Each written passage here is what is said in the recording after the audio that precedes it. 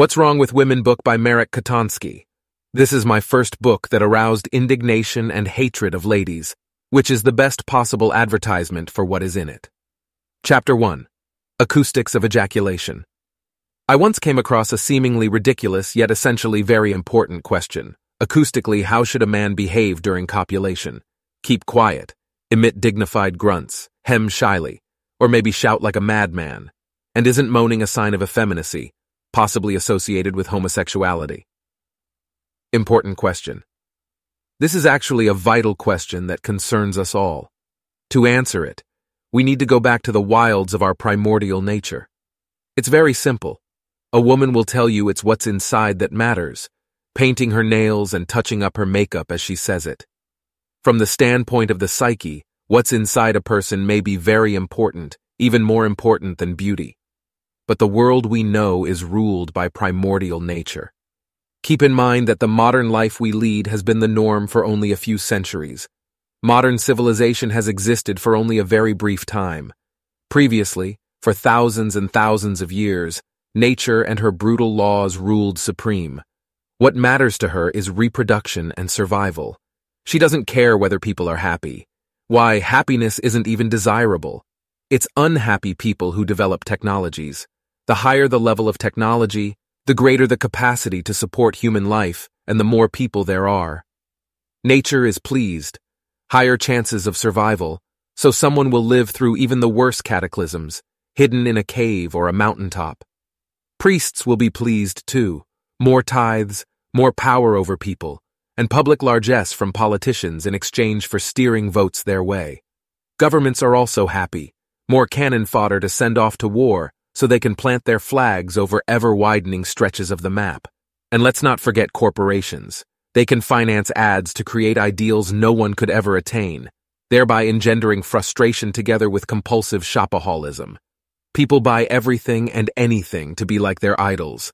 And since they never will, the corporation keeps on growing. Everyone is happy, except ordinary people, caught in the cogs of the ruthless system, where the individual is and always has been guano.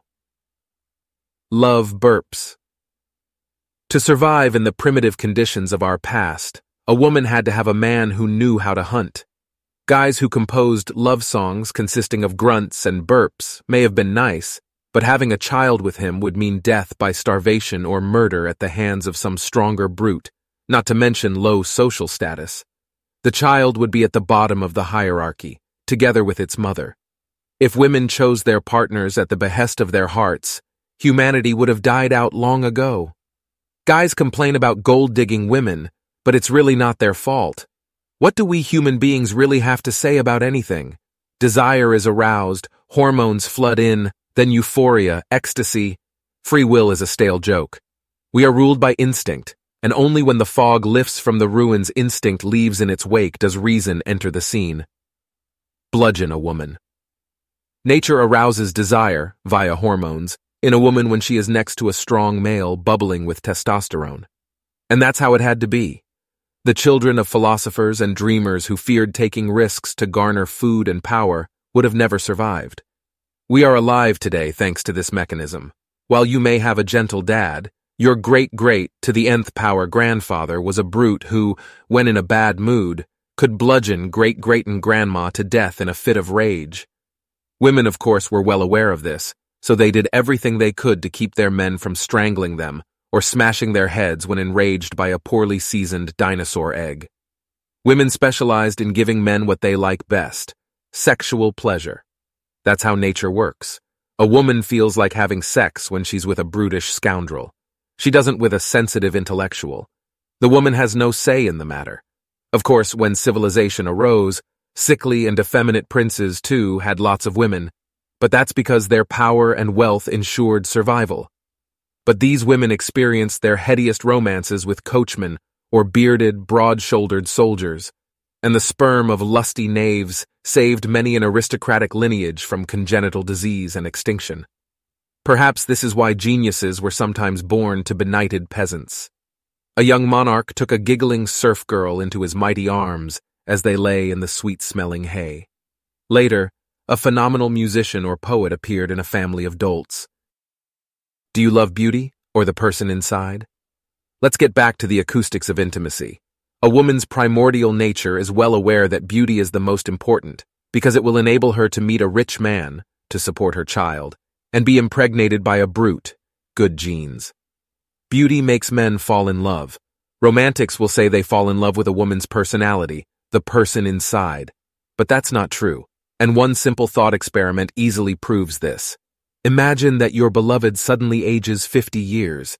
Instead of a beautiful, long-haired girl, you have a slimy, stinking old woman. The person inside hasn't changed at all, but your feelings toward her? You can answer that question yourself, but we already know the answer. The fact is, love is a fragile and fleeting thing. The road to hell. Beauty is what makes a man feel good with a woman. Got it? Of course. The more such good feelings a man has about a woman, the stronger his desire for her. This leads the hormone-inflamed man straight to hell, engagement, marriage, and a great big wedding party. The greater the pleasure felt by the man, the better the woman's chances to achieve social success, marriage, children, and the social status they confer. Many women who, if not for their beauty, would have ended up chopping chickens in a butcher shop, are now patrons of the arts, refined socialites who attend readings of love poems by poetasters, whom they screw afterwards. The greater the pleasure a woman's beauty arouses in a man, the greater the likelihood she'll enjoy a lifetime of affluence, and her children will get an excellent start in life. It's also a great pleasure, a feeling of power over the man, all provided by beauty. This is why most women spend most of their time beautifying their bodies. They talk about the person inside, because they don't want to be regarded as shallow and materialistic. But that's what they are. And it's not their fault, not a bit. A woman will love only one man in her life, her son. So must it be for humanity to survive. The son in nature's eyes is more important than the husband or father, which is why nature shuts off a woman's love hormones. The euphoria and ecstasy vanish 2 years after she falls in love, leaving her feelings of tenderness and love for her son until the day she dies. This is how it must be. It's the mechanism that has enabled mankind to survive. If women loved their men more than their children, the human race would have tanked long ago. A present you can afford. Now, my friend, keeping your image in mind, think long and hard about what will give that poor girl underneath you the greatest pleasure during copulation. It's the awareness that she's attractive, that she arouses the utmost lust in her man. For a woman, that lust means power, hope for survival, for higher social status, a better start for her child. Expressing your pleasure is the greatest, most beautiful compliment you can pay a woman. Your shout, your roar, she will never forget it. On sad, rainy days, she'll wrap herself up in the memory like a warm shawl. A woman's greatest pleasure is knowing she's desired, which will lead to the survival of her offspring. Nature rewards this situation with the strongest hormones, the most intense highs. What gives a woman peak pleasure you express through your battle cry? You needn't marry her, give her children, but you can give her pleasure. What's wrong with that? We all like to feel desired, attractive. Giving presents attests to your generosity and greatness. Only a punk is unwilling to give. Doesn't give anything, doesn't get anything. All he has is guano. Life is ruthless in these matters. If I'm a real man, I gladly give presents. Rich guys give the keys to a Mercedes. Poor guys like me give a feeling of being attractive. I can afford it. Diarrhea at a party. So shout with all your might, shudder and shake. Clear your throat and tellingly cough in the john at your friend's place when you get diarrhea and everything suddenly goes silent behind the wall. This is a woman, my friend, so be a man. Show her how fantastic she is, how sensational. Let them call the police. Let the neighbors come out on the balcony for a smoke. Let them call the fire department and the gas emergency crew. This is friction. This is heat. This is life. Scream as if you were born anew. Plunge into her terror and trembling. Ruthlessly partake of her body. The fun and games are over, boy.